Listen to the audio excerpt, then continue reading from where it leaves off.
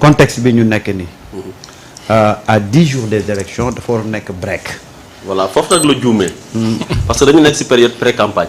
waaw xam nga bu xamul luy pré-campagne rek.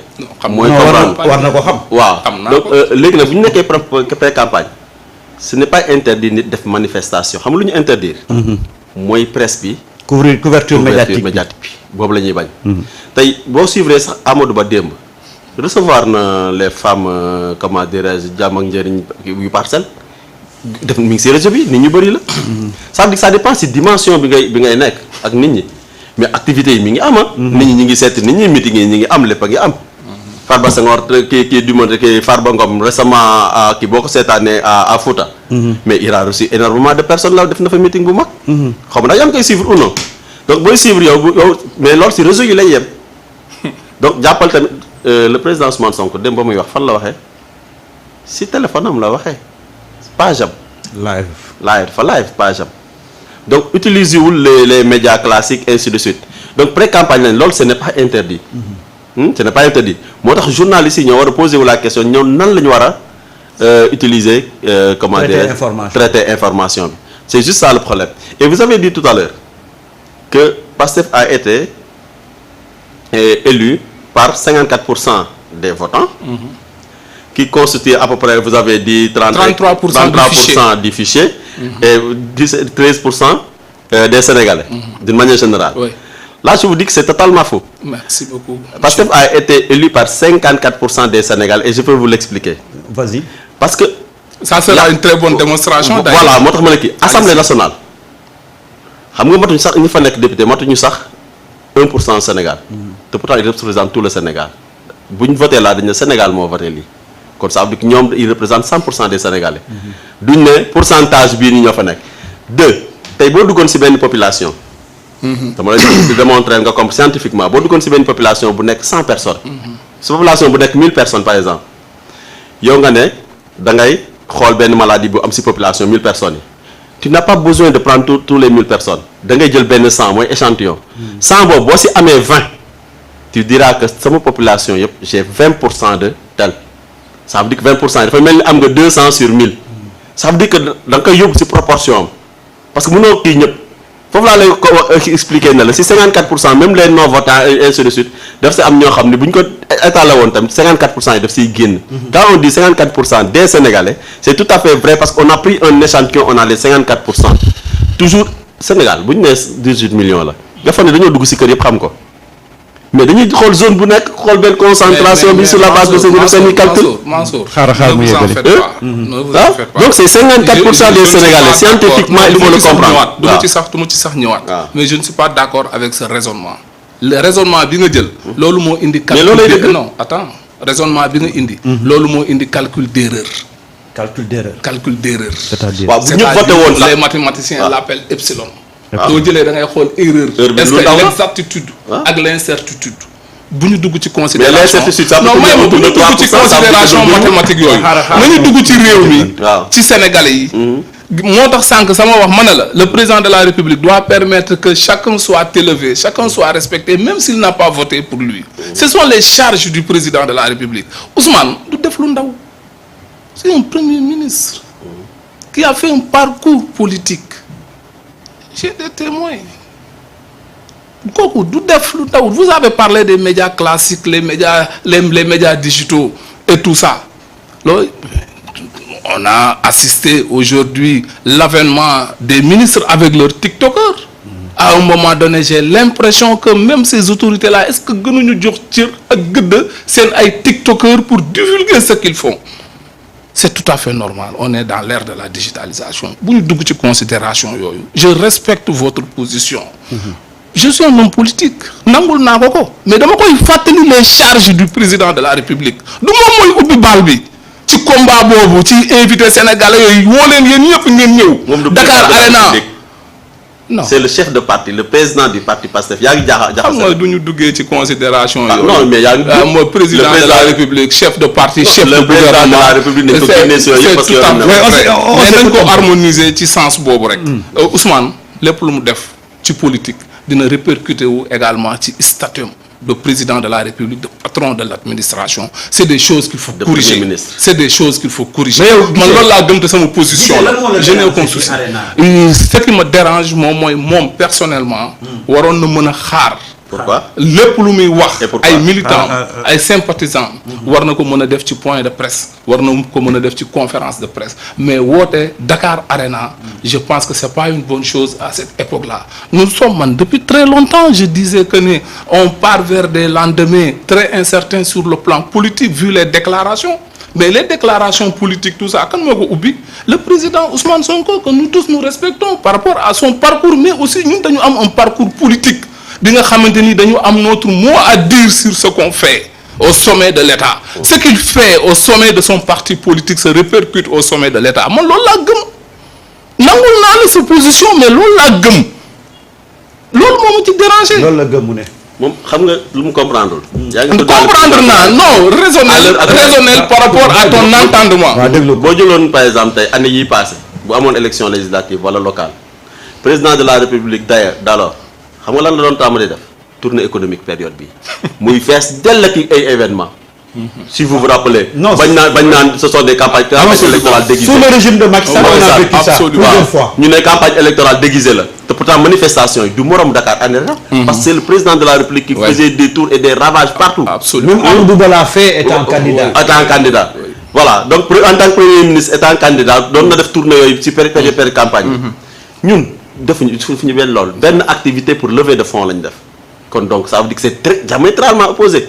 Président de la République maa ngi ko fekk toog ki siru ko bougé wul déjà waa Matam kii ñi nga xam ne ñoo nekk si mbënd mi Matam ainsi de suite Kédougou ak yooyu noonu ñu ngi leen di masawu parce que président war na leen seeti 17 18 ainsi de suite. foofu au moins moom dem di masawu nit ñi lay def avec benn équipe am bu ndaw amul meeting amul nit dafa dem nga fekk fa waa village kese nga fay fekk. dafa fekk nit ñi du ko teeru dafa fekk dara y a rien d'économique. te auparavant loolu nga doon gis.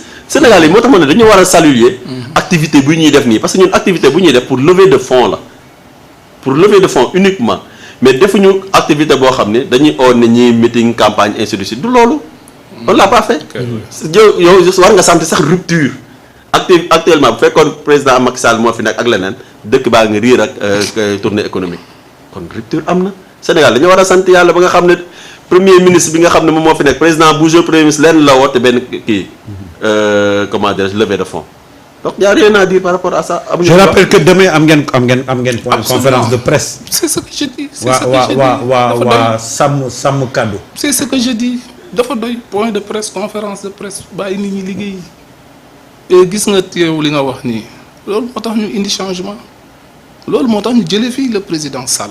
Qu'est-ce qu'on disait à l'époque dëkk bu mu dem dafa tournée économique lam faa yàq. defar na redresser le plateau médical de cette région. J'ai même allé jusqu'à démontrer les pôles universitaires muy Bawol muy Saloum muy Casamance yëpp am na université te université bu ci nekk am na UFR santé avec un grand hôpital. Donc il faut que ñu xali ñuy yàq il faut ñu injecter ko ci hôpitaux yi.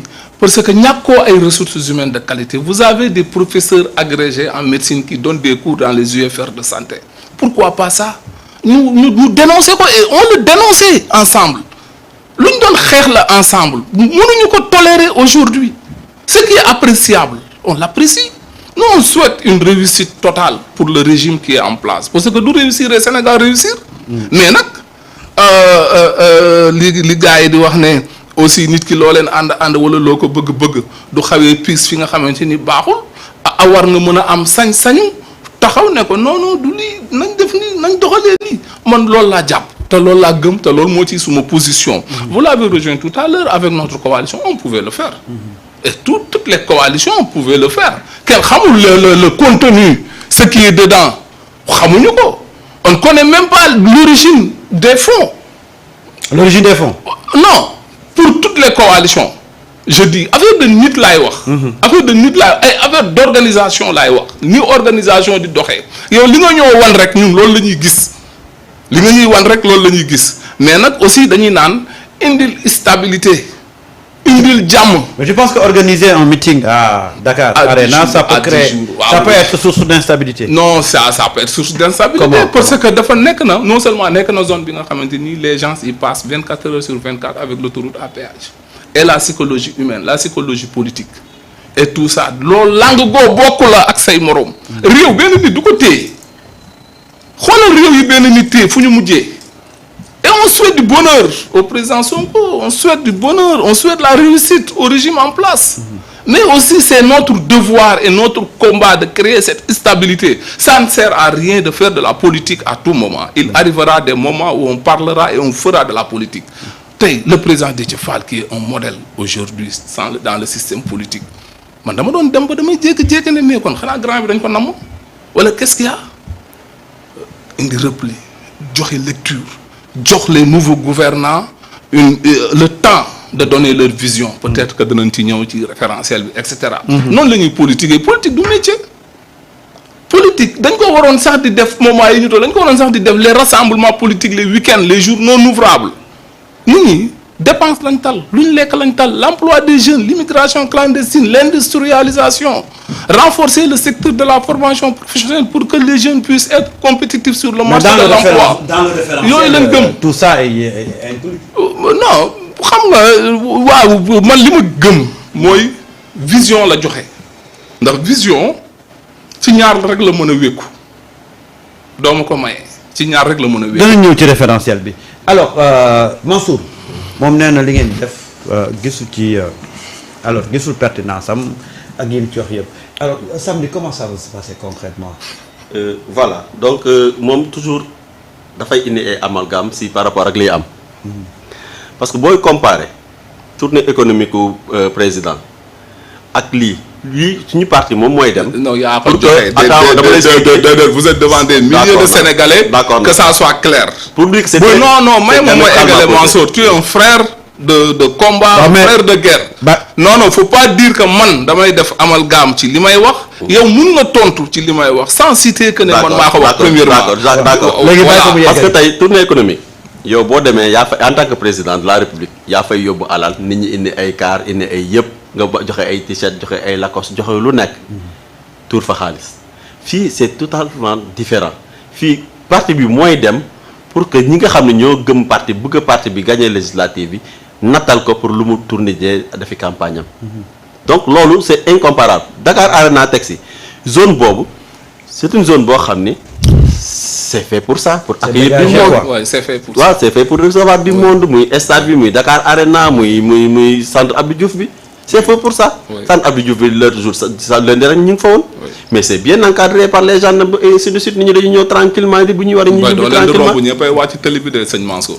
non d'une manière générale ñi nga xam ne par exemple cortège yi nga xam ne mooy les officiels président ainsi de suite kooku partout la fu ñuy romb ñëppay wàcc. absolument mais man ba may dem kenn wàccul. tout à fait bu keneen du dem keneen wàccul. bu ñu def confusion aussi côté boobu.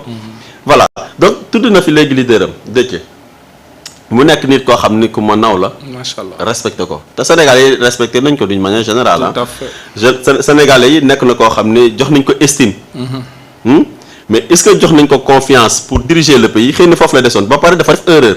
par rapport ak kan moo def erreur. Déthié dafa def erreur par rapport ak coalition bu mu dugg. ok vas-y. te dinaa la expliquer pourquoi moo def erreur. la coalition Sàmm Sa Kàddu est présent uniquement dans 16 départements sur 54. 16 départements sur 54 même pas le tiers.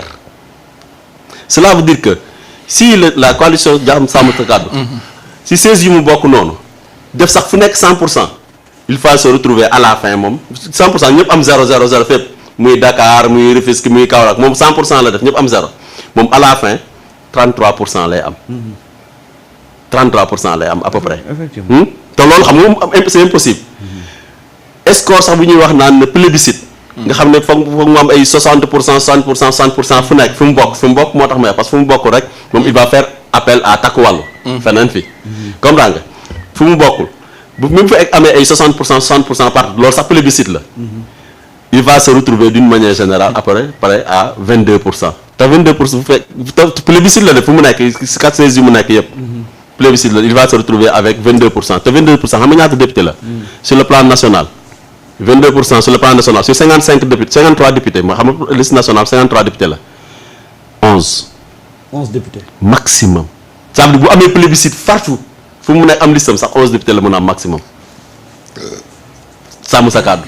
bu amee plébiscite partout fu mu nekk te ñëpp xam nañ ne loolu mënul nekk. léegi lan mooy erreur yi Déthié Fall. voilà moo tax ma ne la erreur Déthié Fall te loolu plébiscite boobu mënul nekk déjà sur les 16 départements yi nga xam ne. kon yow bu ñu jàppee ni nga waxee nii. waaw.